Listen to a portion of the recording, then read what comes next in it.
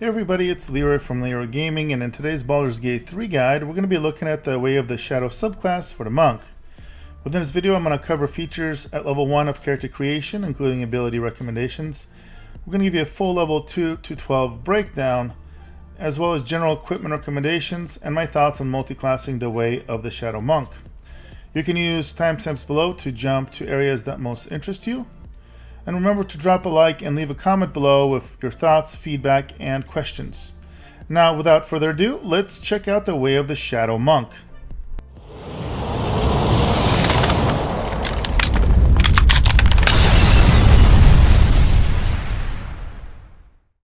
So here we are at level 1. Important thing to note with the Monk is that your primary ability is Dexterity, although your Wisdom is going to be very, very important for the Monk as well. You have a saving throw proficiencies when Strength and Dexterity. You have a hit die of 1d8 hit points. And you have proficiency with simple weapons and short swords.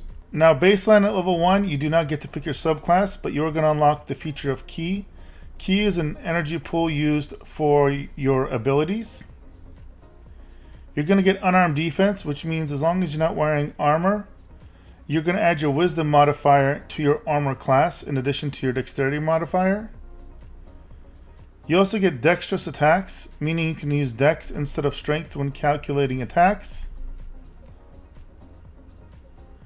You also get deft strikes, so your attacks of your monk weapons and unarmed attacks deal 1 to 4 bludgeoning damage, unless their normal damage is higher. And then you are going to get a bonus unarmed strike action that's innate. So after you make an attack with a monk weapon or you do a main action unarmed attack, you can make another unarmed attack as a bonus action. However, you can also use a bonus action in combination with a key point to use Flurry of Blows, which is basically 2 attacks.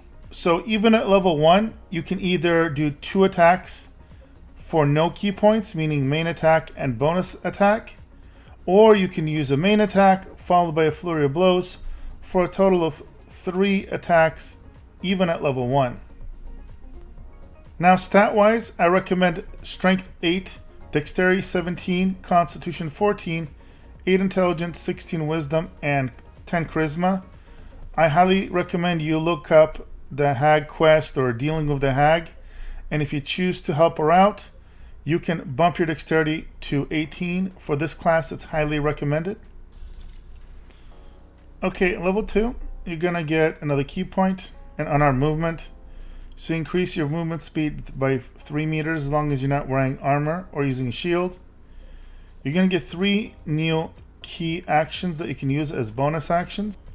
First, you have Patient Defense. Attack rolls against you have a disadvantage, and you have advantage on dexterous saving throws. It does last 1 turn, cost 1 key point. You have Step of the Wind Dash. If you use a key point for this, double your movement speed, and jump no longer requires a bonus action. And finally, Step of the Wind Disengage. This allows you to disengage, and also your jumps no longer require bonus action. And disengage makes it that you do not trigger attacks of opportunity if you move away from an enemy.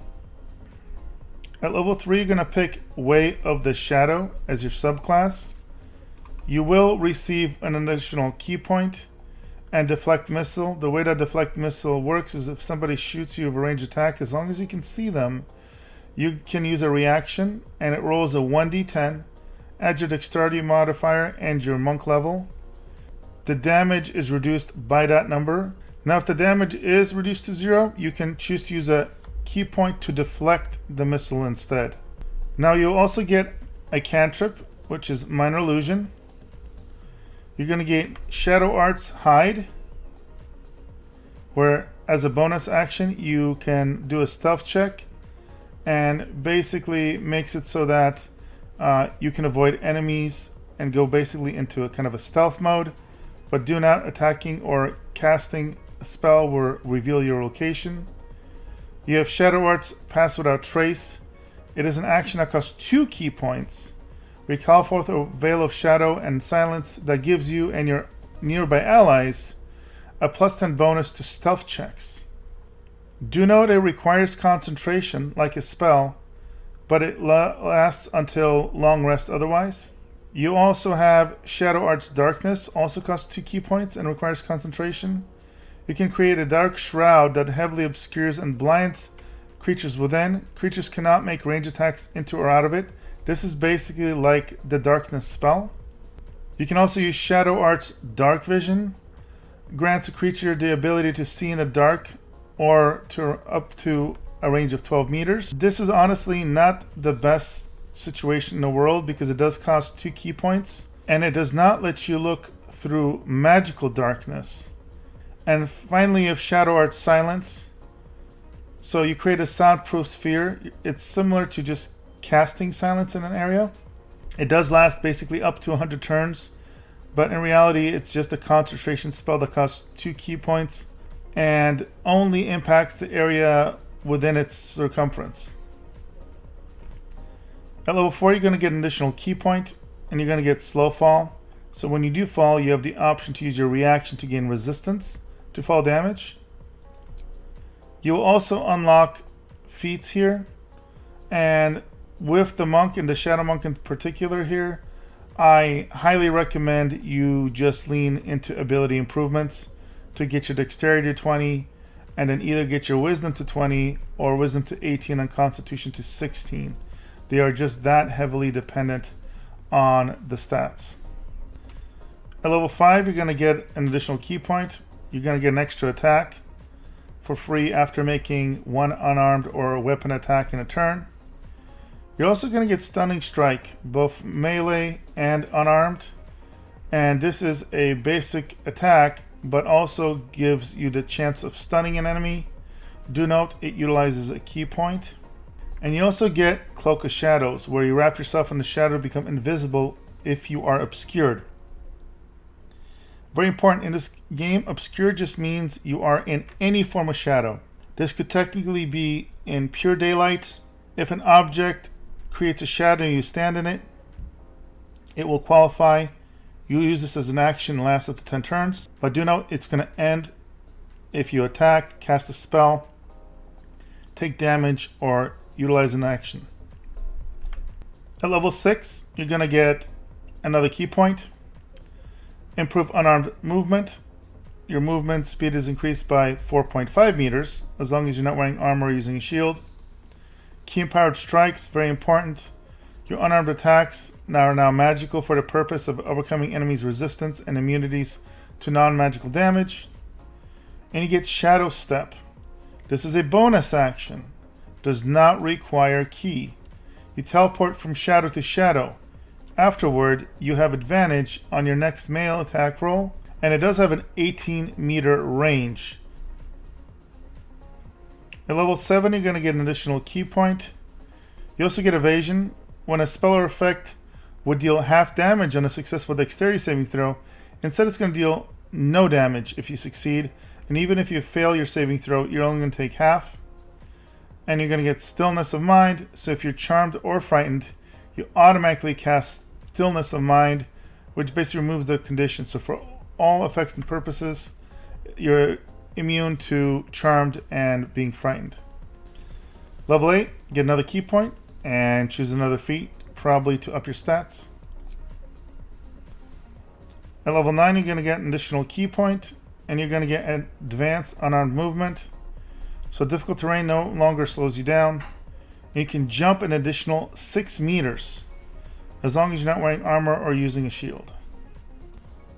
Level 10, you're going to get an additional key point, improved on our movement, and purity of body, where you're immune to poison damage, can't be poisoned, or affected by disease. At level 11, you're going to get an additional key point, and you're going to get Shadow Strike. Now this costs 3 key points. But what it does is you can teleport up to 9 meters to a foe from a hidden position, striking them with the creeping psychic ferocity of the shadows themselves.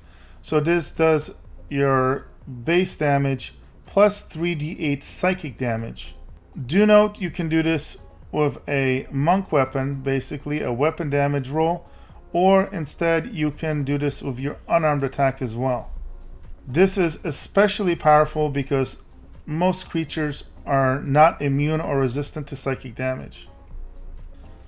And then at level 12, you're going to go ahead and get one more key point and pick your final feat. Now let's talk about equipment for monks. They're kind of limited as far as what they can wear. So even though they cannot wear traditional armor, they do have clothing that is built for monks. Here's an example that I always like to use, the Vest of Soul Rejuvenation. Notice it does give you a bonus to armor class +2, as well as additional abilities and effects. There are also a variety of items that can increase your armor class, like Cloak of Protection, Ring of Protection.